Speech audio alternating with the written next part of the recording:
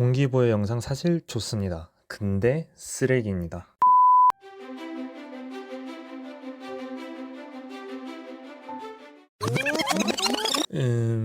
대충 이런 동기부여 영상 많잖아요. 동기부여 영상은 의도도 좋고 목적도 좋습니다.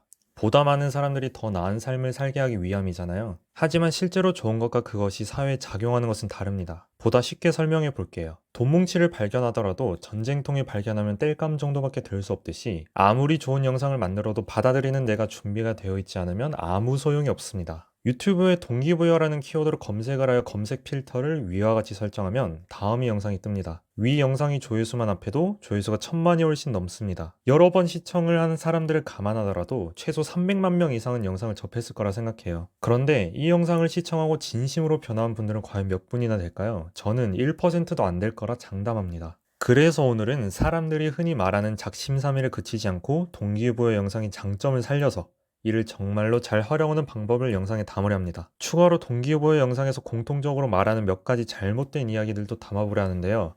오늘 영상의 핵심은 마지막에 있으니 마지막만큼은 꼭 시청하시기 바랍니다. 급하시면 우선은 마지막 부분만 시청하셔도 좋습니다. 아래에 구분선으로 시간을 표시해 놨으니 편하게 시청하시면 됩니다. 첫 번째, 네가 나약한 거야. 동기부여 영상뿐만이 아니라 주변에서 항상 공통적으로 하는 한 가지 말이 있습니다. 나도 하는데 너라고 못할 것이 뭐가 있냐? 그냥 네 의지력이 부족한 거다. 아무래도 뇌과학 유튜버다 보니 그 개념을 조금만 살려서 얘기해 보도록 할게요. 뇌는 두개골수 어두컴컴한 곳에 갇혀 있습니다. 그렇게 겉으로만 봐서는 아무것도 알 수 없어요. 신체는 눈에 보이니 당장의 1초만 보더라도 그 사람의 신체적인 특징을 파악할 수 있습니다. 하지만 뇌도 똑같습니다. 눈에 보이지만 않을 뿐 사람마다 큰 차이를 보입니다. 기본적인 모양과 역할은 같지만 의지력, 집중력, 끈기 등등은 천차만별이란 것이죠. 나도 하는데 너라고 못할 게 뭐 있냐? 너가 나약한 거다라고 말하는 것은 키 200cm인 사람이 키 160cm인 사람에게 왜 덩크를 못하냐라고 말하는 것과 같습니다. 물론 이를 방어기제로 삼아 나랑 쟤는 애초에 태생부터 다른 거야 라 말하면 안 되겠지만 전혀 주눅들 필요 없습니다. 사람마다 본인만의 속도가 있는 것이니까요. 무언가를 바꾸기 위해서는 자기 효능감이 매우 중요하게 작용합니다. 동기부여 영상은 계속해서 나의 자존심을 건드리지만 그런 식으로 해서 행동이 변화된다면 지속성을 갖지 못합니다. 결국 내가 진정으로 변화하기 위해서는 나의 자존감이 높아져야겠죠. 따라서 이런 가스라이팅식 말에 전혀 휘둘릴 필요가 없습니다. 그렇다면 이에 대한 해결책은 작은 것부터 성취하는 것입니다. 중요한 것은 무언가를 해냈다는 것 그 자체가 아닙니다. 무언가를 해낸 후 몰려오는 기쁨을 느낄 수 있어야 합니다. 보통 자기계발서를 읽거나 습관에 관련된 정보를 접하면 내가 할 수 있는 가장 작은 일을 성취하라 하잖아요. 하지만 그 핵심은 도파민 제공에 있지 않습니다. 도파민을 제공받은 이후 그 기분을 느끼는 것에 있습니다. 무언가를 해낸 이후 내가 해냈다는 그 기쁨을 느낄 수 있어야만 행위가 강화됩니다. 그러니 무엇이든 내가 현재 해낼 수 있는 적당한 난이도의 일을 하나만 실천해 보세요. 그리고 그를 해냈을 때 몰려오는 고양감을 만끽해 보세요. 다음 단계가 절로 볼 것입니다. 두 번째, 작심삼일도 계속하면 만일이 된다.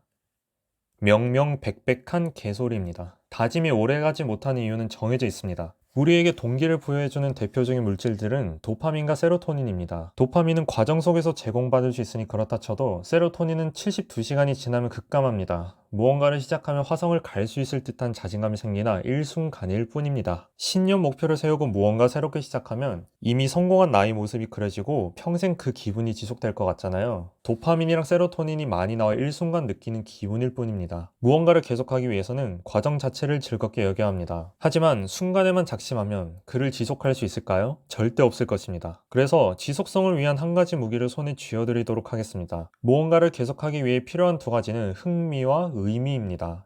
생전 달리기를 하지 않은 사람이 하루 열심히 뛴다 해서 풀코스 마라톤을 곧바로 뛸 순 없잖아요. 여러분이 시작하는 일도 마찬가지입니다. 처음에는 의욕에 가득 차겠지만 하다 보면 이거 왜 하고 있지? 라는 생각이 들 것입니다. 그런 나를 이끌어줄 한 가지의 무기가 바로 의미입니다. 모든 일에 흥미를 느낄 순 없겠지만 의미를 부여할 수는 있습니다. 지금 내가 하는 것이 비록 보잘것없을지라도 그곳에 계속해서 의미를 불어넣으면 언젠가부터 조금씩 성과가 나 그 성취에 의해 흥미 또한 불어넣을 수 있을 것입니다.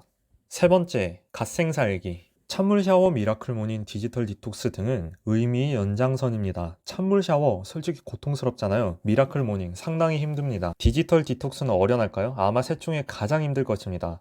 고통 뒤에는 쾌락이 따른다. 남들이 하지 않는 것을 해야 앞서 나갈 수 있다. 일찍 일어나는 새가 벌레를 잡아먹는 법이다. 이런 말들을 들으면 무엇이라도 하지 않으면 뒤처진다 생각하게 됩니다. 하지만 중요한 것은 행위에 있는 것이 아닙니다. 결국 우리의 목적은 더 나은 삶을 사는 것이잖아요. 근데 몸에도 맞지 않은 미라클 모닝을 하면서 난 남들보다 일찍 일어났으니까 앞서 나갈 수 있어 라 생각하는 것은 정신자위에 불과합니다. 결국 중요한 것은 나에게 무엇이 알맞냐를 파악하는 것입니다. 찬물 샤워, 도파민과 각성에 도움되는 노르에피네프린의 양을 비약적으로 상승시켜줍니다. 디지털 디톡스, 쾌락과 중독에서 벗어나 내가 해야 하는 일에 도파민을 올바르게 작용하게 도웁니다. 미라클 모닝, 의지력이 가장 충만한 오전, 생산성을 높여줍니다. 하지만 저녁형 인간이 굳이 몸에 맞지도 않은 미라클 모닝을 잠까지 줄여가면서 하면 그건 과연 옳은 것이라 할 수 있을까요? 이전 영상에서도 다뤘고 이후 영상에서도 자세히 다루겠지만 잠만큼은 절대로 타협해서는 안 될 문제입니다. 수면 시간을 1시간만 줄여도 당장 그날 하루 기분, 생산성, 면역계에 큰 타격을 줍니다. 4시간 30분을 자도 충분히 잤다 느끼면 상관없다? 굳이 이런 것들 하지 마시고 나에게 필요하고 알맞은 것만 골라 하세요. 해야 할 이유가 있어야 할 수 있습니다. 그냥 남들 좋다는 거 따라해봤자 별 도움 안 됩니다. 이러한 행위를 할 때 가장 중요한 것은 느낌입니다. 찬물 샤워가 아무리 좋다 하더라도 고통이 몸부림치면 이후 찬물 샤워를 더 하기 싫어질 것입니다. 심리학에는 조작적 조건 형성이라는 개념이 있습니다. 쉽게 설명하자면 하고 싶은 건 다음에 더 하고 싶어지고 하기 싫은 건 다음에 더 하기 싫어진다는 것인데요. 찬물 샤워나 미라클 모닝을 억지로 하는 것은 몸에 맞지 않는 옷을 억지로 입는 것과 같습니다. 그러니 알잘 딱갈센 하시기 바랍니다. 네 번째, 운동. 다들 아시겠지만 운동을 하면 상쾌해지고 의욕이 넘칩니다. 이 의욕은 오랫동안 지속되어 이후 내가 하는 일에도 긍정적인 영향을 미치게 됩니다. 그런데 우리는 보통 동기를 부여받아 운동을 하려 하잖아요. 거꾸로 생각을 해보자고요. 운동을 하면 동기가 알아서 생깁니다. 물론 운동을 하지 않는 분들이라면 하기 전에 온갖 핑계가 떠오를 것입니다. 하지만 한번 하고 나면 끝나고 몰려오는 성취감에 푹 빠질 텐데요. 가벼운 걷기도 좋지만 적당히 힘든 운동을 마치고 나면 이러한 효과가 극대화됩니다. 운동을 하면 동기를 부여해주는 도파민 세로토닌은 물론 엔도르핀과 신바람이 나게 해주는 아세틸콜린 또한 분비됩니다. 또한 몸에 활력을 불어넣는 아드레날린과 집중에 도움이 되는 노르아드레날린이 분비되고요. 그 이외에도 엄청나게 좋은 물질들이 많이 분비됩니다. 보통 우리가 행동을 하지 않게 되는 이유는 고민을 해서입니다. 하지만 고민하는 그 순간에 아무런 의심 없이 딱 한 번만 실행해 보세요. 굳이 헬스장 끊어서 알지도 못하는 기구 이것저것 만져보지 마시고 그냥 가볍게 집 앞을 달리면서 시작해 보는 겁니다. 끝나고 나면 머리가 맑아지고 잡념이 사라지며 해야 할 일에 집중할 수 있게 됩니다. 이는 뇌과학적으로도 충분히 증명된 내용이니 꼭 실천해 보시기 바랍니다. 마지막으로 핵심 정리입니다. 근데 앞에는 없는 내용입니다. 무언가를 시작하기 위해서는 언제나 동기가 필요합니다. 하지만 이러한 동기는 과할 때가 많습니다. 운동을 예시로 이를 한번 설명해 보겠습니다. 대부분은 너무나도 의욕이 넘쳐 필요 이상으로 과하게 운동을 할 것입니다. 그렇게 되면 우리의 뇌는 우리를 속입니다. 무슨 운동이야? 그냥 쉬어. 뇌는 지금 그대로의 상태를 유지하려 합니다. 과거에는 그것이 생존에 도움이 되었기 때문입니다. 뇌의 입장에서 운동은 불필요한 지출입니다. 그렇게 우리는 뇌의 속임수에 놀아나 상황이나 의지를 탓하며 운동을 그만두게 됩니다. 무엇이든 적당함이 필요합니다. 지속적으로 무언가를 하기 위해서는 너무 쉬워서도 안 되고 너무 어려워서도 안 됩니다. 하지만 동기부여 영상은 너무나도 많은 의욕을 한 번에 우리에게 선사합니다. 도파민은 무언가를 결심했을 때 분비됩니다. 이때 분비되는 양은 실제로 그를 해냈을 때보다 훨씬 더 많습니다. 그렇기에 순간적으로 의욕이 흘러넘치게 되는데요. 이 의욕은 타오르는 불씨와도 같아 금세 꺼져버리고 맙니다.